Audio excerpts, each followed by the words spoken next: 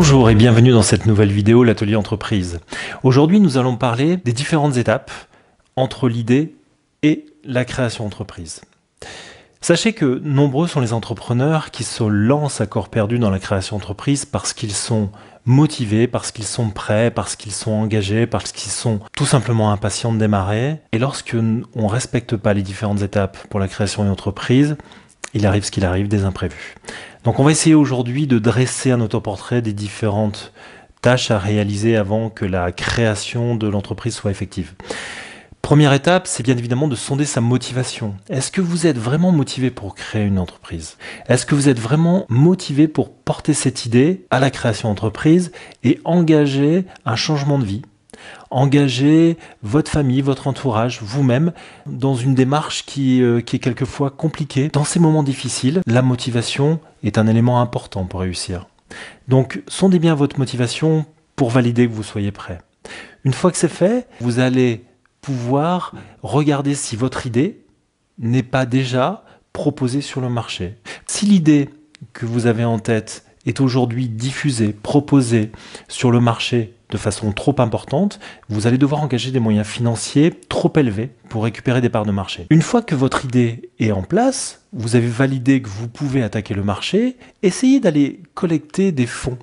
Parce qu'on vous propose souvent des fonds dans les administrations publiques et parapubliques qui vous permettent justement de récupérer de la trésorerie. Et c'est souvent important, lorsqu'on démarre, d'avoir un peu de trésorerie pour pouvoir engager des actions, qu'elles soient marketing, commercial ou de développement technique. Deuxième étape, l'idée a mûri. On va aujourd'hui travailler sur l'étude de marché. L'étude de marché est très importante parce qu'elle vous permet d'analyser les offres concurrentes, notamment de valider si vous êtes pertinent par rapport à ce que vous allez proposer sur votre marché. Une fois que l'étude de marché est faite, on passe à la troisième étape qui est la constitution d'un business plan. Alors un business plan, c'est quoi? C'est assez simple, c'est une présentation claire qui est celle de votre projet bien évidemment, qui est bien évidemment aujourd'hui orientée sur la partie chiffres également, puisque vous allez faire une projection financière de 2 à 7 ans. Vous allez travailler sur la construction de votre chiffre d'affaires potentiel que vous allez réaliser dans les mois et les années futures. Alors, ce qu'il faut mettre en avant, c'est bien évidemment le chiffre d'affaires, mais aussi les charges d'exploitation, que ce soit le loyer, le DF, l'Internet, le téléphone, les éventuels déplacements, et j'en passe encore. On y reviendra, ça fera aussi l'objet d'un atelier de formation ultérieur.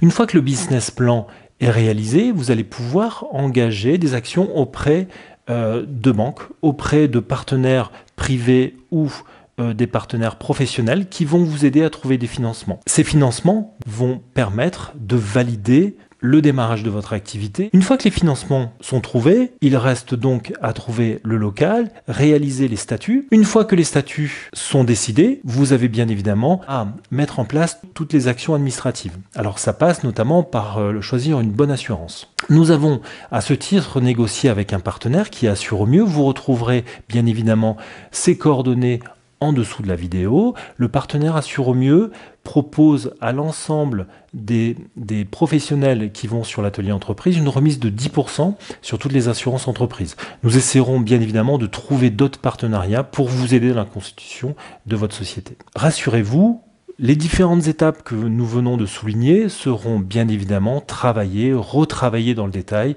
au travers de vidéos ou bien d'ateliers de formation.